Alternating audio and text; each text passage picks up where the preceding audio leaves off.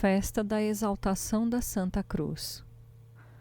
Por vós, a cruz sagrada é honrada e adorada em toda a terra. Assim, São Cirilo de Alexandria saudou a Nossa Senhora, um dia depois de proclamado o dogma da maternidade divina em Éfeso. Assim, não é senão com grande sabedoria e providência que a festa da Santa Cruz fora enquadrada com 3 festas da Santíssima Virgem: a festa do nascimento da Santíssima Virgem Maria, a festa do Santo Nome de Maria e, logo após, a festa de Nossa Senhora das Dores. A cruz é o estandarte das milícias de Deus, das quais Maria é a rainha. É pela cruz que ela esmaga a cabeça do maldito e alcança contra o erro e os inimigos do nome cristão tantas vitórias. A cruz, que outrora era um objeto de humilhação e vergonha, e se ofereceu como um leito de dores a nosso Salvador, sobre o qual ele entregou seu espírito, tornou-se um troféu de vitória, a única esperança, após ter o Salvador vencido por ela a morte e o mundo, e subjugado os poderes do inferno. Ela não é mais um fardo de lenho, figurada pela lenha que Isaque levava para seu próprio sacrifício.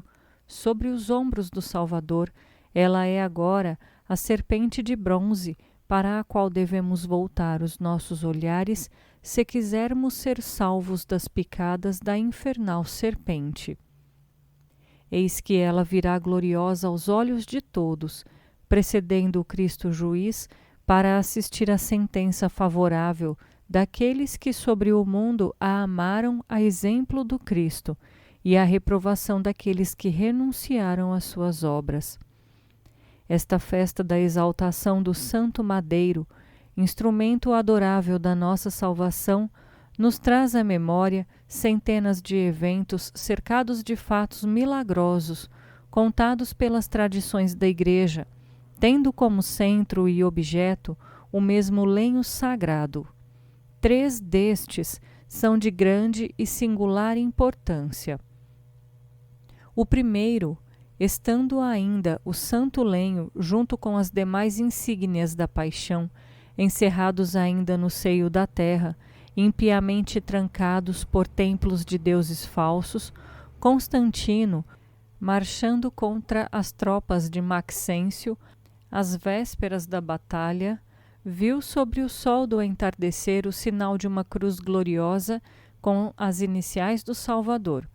Não era ainda o sinal que precederia o último julgamento, mas o sinal de consolidação do império do Cristo, banhado nos primeiros séculos no sangue de tantos mártires.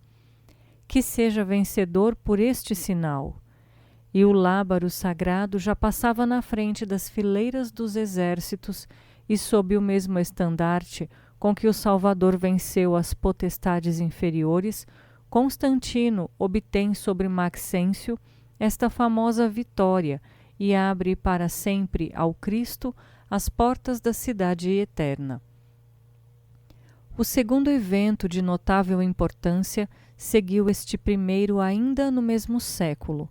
A Igreja grega canta na sua santa liturgia a alegria destes 2 fatos tão intimamente unidos.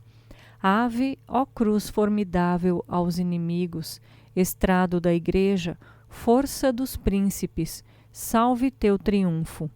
A terra escondia ainda o madeiro sagrado, e ele se mostrava nos céus, anunciando a vitória, e um imperador tornado cristão a arrancava das entranhas da terra.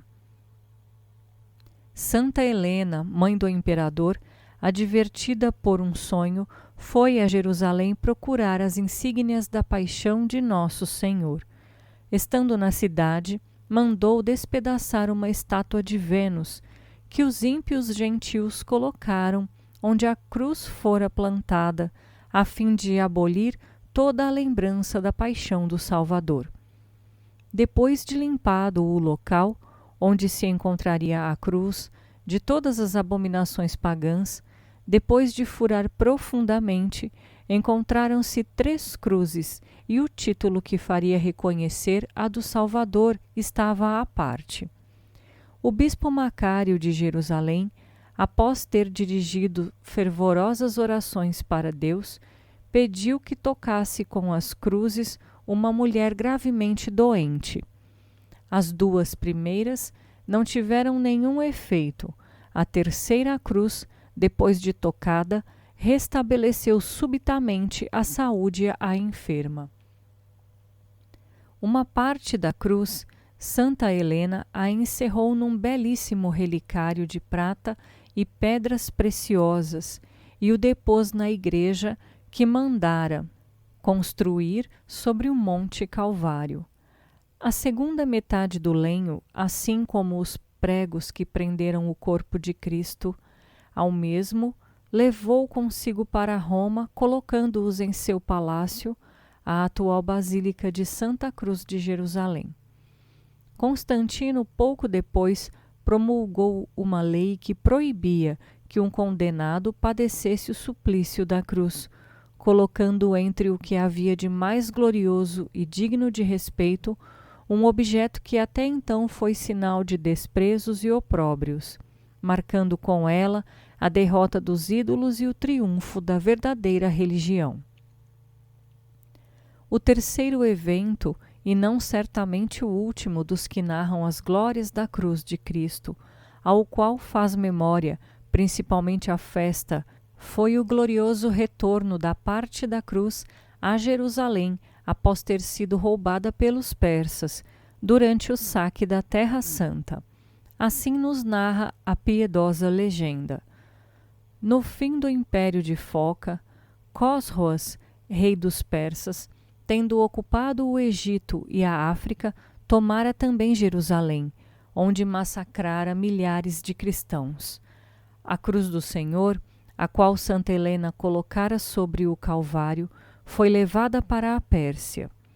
Heráclio, no entanto, sucessor de Foca, afetado pelas calamidades e incômodos de muitas guerras, pedia a paz sem a poder obter, visto as duras condições impostas por Cosroes, inflado de muitas vitórias. Por isso, entregando-se assiduamente ao jejum e à oração, voltava-se para Deus, implorando seu socorro neste perigo extremo. Recebendo então um sinal do céu de reunir suas tropas, Heráclio as conduz ao campo de batalha e derrota 3 generais de Cosroes com seus respectivos exércitos. Abatido por estas derrotas, fugindo em direção ao Tigre, que ele se apressa a atravessar, Cosroes designa como sócio, em seu reino, seu filho Médarces. Mas Círoes, filho mais velho, ficou furioso por causa desta injúria. Armas ciladas, tanto para seu pai como para seu irmão, os alcança em suas fugas e os mata pouco depois. Feito isto, ele conseguiu ser reconhecido rei por Heráclio, cumprindo certas cláusulas, das quais a primeira seria a restituição da cruz do Senhor. 14 anos depois que ela caíra nas mãos dos persas, a cruz foi então reconquistada. Heráclio, vindo a Jerusalém, a trouxe com grande pompa sobre seus próprios ombros, até a montanha onde o próprio Salvador a tinha transportado. Nesta ocasião, aconteceu um grande milagre, bem digno de memória. Heráclio, coberto como estava de ornamentos de ouro e pedrarias, não pôde passar a porta que conduzia até o Calvário. Quanto mais seus esforços para avançar eram grandes, tanto mais se sentia impedido de continuar e parecia retido no mesmo lugar. Vendo isto, o bispo de Jerusalém, Zacarias, tomando a palavra, disse: Considerai, imperador, que esta ornamentação de triunfo, portando a cruz, não lembra talvez a pobreza e a humildade de Jesus Cristo. Heráclio, então, se despojando de suas vestimentas luxuosas e com os pés descalços, vestido como um homem do povo, fez sem dificuldade o restante do caminho e recolocou a cruz no Calvário, no mesmo lugar de onde os persas a tinham retirado. A festa da exaltação da Santa Cruz, que se celebra todos os anos, recebeu um novo brilho para relembrar que a Santa Cruz foi restabelecida por Heráclio no local onde o primeiro aportara o Salvador. Reflexões. O santo lenho é objeto de grande veneração, que serviu de altar no grande sacrifício que Jesus Cristo ofereceu no Monte Calvário ao Pai Celestial. Se tivesseis dele uma mínima partícula, não a consideraríeis um tesouro preciosíssimo e como tal não a guardaríeis com muito amor e cuidado? Por que não acolhes a cruz que Deus nosso Senhor vos manda? Não é também uma partícula verdadeira da cruz de Cristo, uma partícula que, levada com paciência e resignação, como Jesus a levou, vos será de muito maior utilidade que o próprio santo lenho? Jesus Cristo denominou sua crucificação uma exaltação. Cumpre que o Filho de Deus seja exaltado. De fato, pela cruz, Jesus Cristo foi exaltado sobre os céus e a terra. Assim sereis exaltados, se, como e com Jesus Cristo, levardes a cruz que ele vos impôs, isto é, com paciência e humildade. O mau ladrão carregou a cruz maldizendo a sorte. O companheiro levou-a com sentimentos de arrependimento, reconhecendo nela o instrumento do justo castigo. Jesus Cristo não só a levou com paciência, mas como o apóstolo expressamente diz, com alegria, e era inocente. Qual dos 3 carregadores de cruz é o vosso modelo? Qual deles o será para o futuro? Sois bem-aventurados se levais a vossa como o bom ladrão e Jesus Cristo, porque tendo-os por companheiros e modelos nesta vida, com eles celebrareis a vossa exaltação gloriosa e eterna, cujo feliz êxito está já marcado nos arcanos da divina providência.